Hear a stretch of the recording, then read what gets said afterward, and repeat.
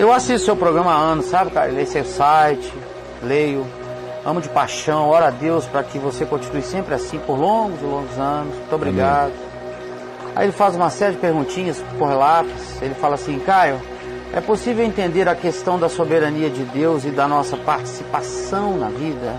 Pergunto isso porque preciso compreender essa relação, até que ponto sou eu e até que ponto é Deus agindo na minha vida. Digo isso porque coisas têm acontecido em minha vida, situação difícil, desemprego, frustração, dificuldades, enfim. Como eu posso saber se é isso o que Deus quer de mim mesmo? Para com isso, ou se sou eu que estou contribuindo para o meu infortúnio? Ai, Jesus. O que eu faço, eu sei que Ele me ama e Ele quer o meu bem, ainda que isso não seja o bem aos meus olhos, mas sei que o meu destino está nele, selado e pronto. Amém. Mas eu queria entender melhor isso. Me ajuda, Caio. Entender o que? A soberania de Deus não é de Deus? Não deixa Deus se virar com a soberania dele. O livre-arbítrio não é do homem? Então, seja responsável com a sua vida. Interessante, eu não sei que loucura é essa de vocês. Eu não consigo entender Deus. Como é que eu vou entender a soberania de Deus? Vocês são muito doidos, cara. Eu não entendo nem a mim mesmo direito. Eu vou crescendo em maturidade e sabedoria quando eu vou me entendendo. Havia muitas coisas no passado que eu chamava de meu amor por Deus. Hoje, começando a ficar velho, eu olho para trás e digo, era meu amor por mim, não era por Deus. Naquele tempo eu morreria dizendo que era por Deus. Hoje eu sei que foi amor por mim. Ora, estou te dizendo que eu estou crescendo em autoconhecimento. Agora, eu nunca me dediquei a tentar entender Deus, compreender Deus, antecipar a soberania de Deus. A soberania de Deus a gente só compreende depois. Não foi o que Jesus disse? O que eu faço, tu não sabes agora. Essa minha soberania, ninguém vai entender agora. Vocês só vão entender depois. Soberania de Deus vai ficando clara à medida em que a gente vai vivendo a nossa vida com a melhor fé, o melhor coração, a melhor esperança, a melhor atitude, a melhor inteligência, o melhor bom senso, o melhor livre-arbítrio, no melhor uso da liberdade, buscando andar com a melhor consciência, aplicando-se às coisas melhores e não às inferiores, disposto a vencer o mal com o bem e não o contrário. Então, quando eu vivo assim, é a única coisa que me cabe fazer, entender e discernir. A soberania de Deus não tem nada a ver comigo, é de Deus. Ele é livre, Ele faz o que Ele quer. Ele pega os cacos dos meus equívocos e faz um vaso. Ele pega o meu vaso de barro e enche de tesouros indizíveis. Ele pega a soma das minhas calamidades e transforma isso em riqueza de sabedoria. Ele pega a falência do meu caráter e me ensina o caminho da humildade e do quebrantamento. É um processo, é dele. Eu faço o meu melhor hoje, com a luz que eu tenho agora, com a compreensão que me foi dada, eu a exerço com a melhor deliberação possível do meu coração, sem medo. Sem medo de Deus, sem medo da vida, sem medo de nada. Com fé, aplicando o melhor do meu entendimento às soluções da vida, buscando sabedoria, bom senso e prudência no que eu faço, e andando com o coração tranquilo e pacificado na certeza de que eu não entendo Deus, não entenderei Deus, não estou aqui para compreendê-lo, na realidade Ele nem existe. Ele é. Eu existo nele. Como eu que existo nele, compreendê-lo-ei, se eu não compreendo nem a mim mesmo? Como é que meu fígado vai entender a minha mente? Meu fígado sofre consequências do meu pensamento, mas ele não discerne o meu pensamento. Eu estou falando de uma coisa muito próxima. Meu fígado e meu cérebro não estão na mesma desproporção em que eu, sendo um fígado universal, estou para a mente universal. A desproporção é inimaginável. Os meus rins sofrem a consequência dos meus pensamentos. Mas os meus rins não sabem por que eu penso como eu penso. Os meus rins não me dão um diagnóstico da minha alma. Assim também, eu estou limitado. As minhas células não compreendem a minha mente, tanto quanto eu, que sou uma bactéria no universo, não compreendo Deus. Eu estou sendo desafiado a me tornar uma bactéria que se desenvolva na plenitude de uma bactéria que vai refletindo o fragmento de Deus que ela percebe. Então para com isso, meu filho.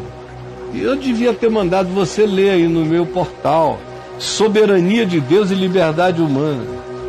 Soberania de Deus e Liberdade Humana. Tá cheio, cara. Não perde tempo com isso não. Vocês vão para a religião só para ficarem complicando a sua vida. Vai estudar física. Física é melhor. Física vai te ajudar melhor a parar com a idiotice dessa reflexão. 69. Soberania de Deus e Liberdade Humana. Leia, pense, entenda e saiba que isso tudo tem a ver com você. O que é concernente a você é o que você tem que viver. A soberania, como a palavra diz, é de Deus. Quem conheceu a mente do Senhor? Quem foi o seu conselheiro? Quem deu a ele antes alguma coisa? Quem contribuiu? São perguntas retóricas, todas recebem a mesma resposta. Nada, ninguém, coisa nenhuma. Ó profundidade da riqueza, dos pensamentos, da sabedoria de Deus. Quem conheceu? A resposta é ninguém. Por que vocês dedicam a conhecer o impossível e não se dedicam a discernir o possível?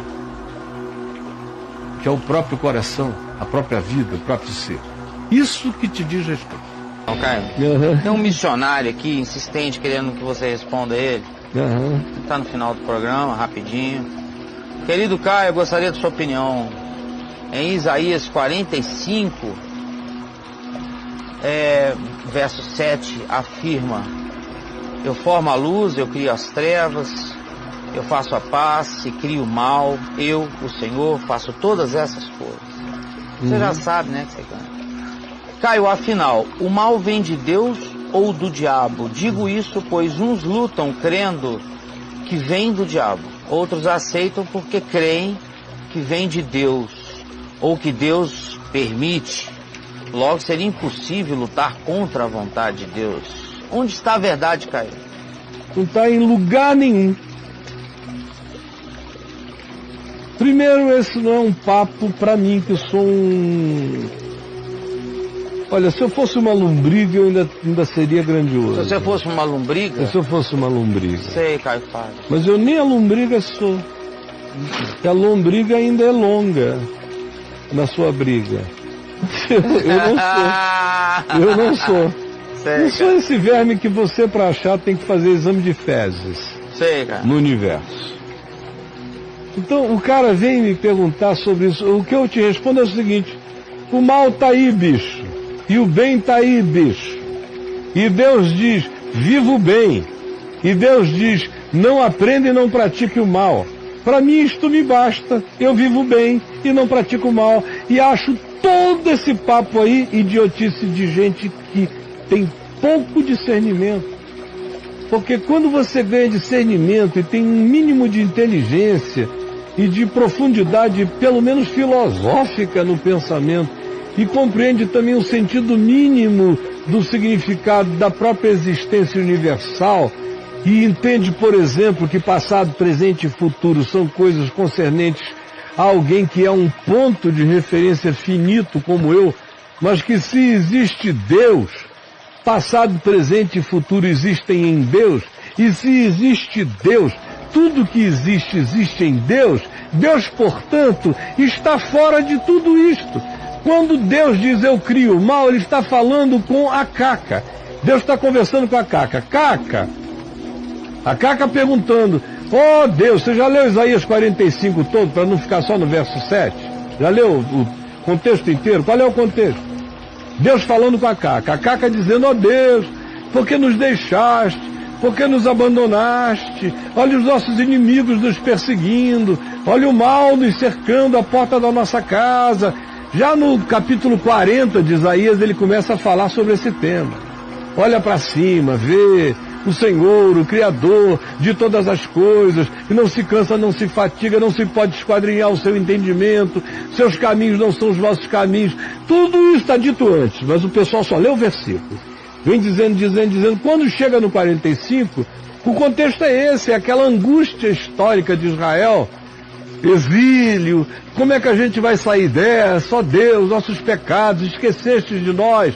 Deus diz para Caca, falando com a Caca, Caca, eu criei o mal, eu crio o bem, ou seja, Caca, para de perguntar sobre o bem e o mal. Caca, faz o bem e não faz o mal.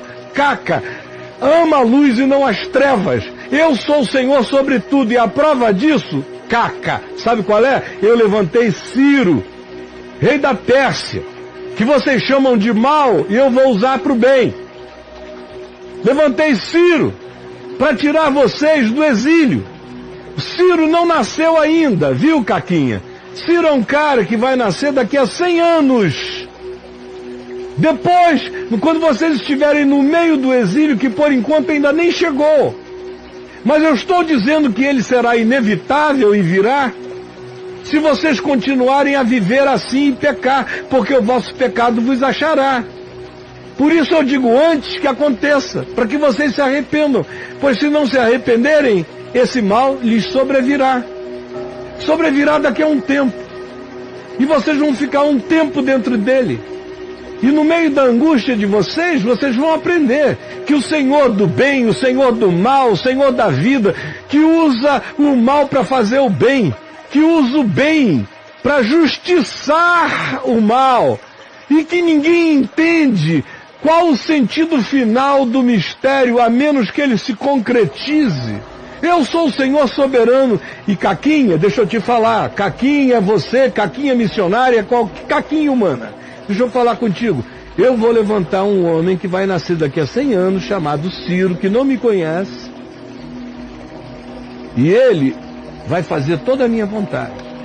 Vai libertar vocês, vai arrebentar as trancas de ferro, as cadeias de bronze, vai abrir os caminhos que ninguém atravessa, vai transformar o mal em bem, vai transformar o bem em juízo, ninguém vai entender nada, porque eu sou o Senhor de todas as coisas.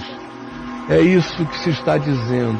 Aí você pega um versículo e quer fazer disso uma teologia, sem nem entender o universo, nem a natureza do tempo, nem o fato que passado, presente e futuro só existem para nós, de que aquilo é o olhar da Caca, que está ouvindo a voz do Eterno, que não tem nem como se expressar, não tem nem como conversar com a lombriga. Mas se você ler o contexto antecedente, você vai ver que todo sentido é sobre a soberania dele, sobre o bem e o mal. E no final, ele apresenta Ciro, 100 anos antes de Ciro nascer. E foi uma coisa tão violenta isso na história, que quando chegou a vez do Ciro nascer, ele nasceu, se tornou o grande Ciro, rei da Pérsia, e iniciou uma era de grandeza extraordinária, o Ciro. E os anciãos de Israel, dizem os historiadores, que foram a Ciro e mostraram a ele o texto de Isaías, que falava a respeito dele 100 anos antes dele nascer. E o Ciro, rei da Pérsia, ficou chocado quando Deus disse, ele não existe, mas eu o chamarei, e o nome dele será Ciro, e ele irá diante de mim, e fará a minha vontade, por caminhos estranhos, esquisitos, ele conhecerá a minha soberania, sem saber que eu sou soberano sobre o bem, o mal, sobre todas as coisas. Meu irmão, vamos parar de bobagem de ficar lendo versículozinho e fazendo ilações idiotadas, que é como a teologia faz. Mas eu já falei demais, já estourei o tempo aberto, acabou tudo aqui. Acabou, Caião. É. Maravilhosa essa parada aí do Ciro. Amém. Gostei muito. Que bom, brother. Feliz. Cada dia aprendo uma coisinha nova. Amém.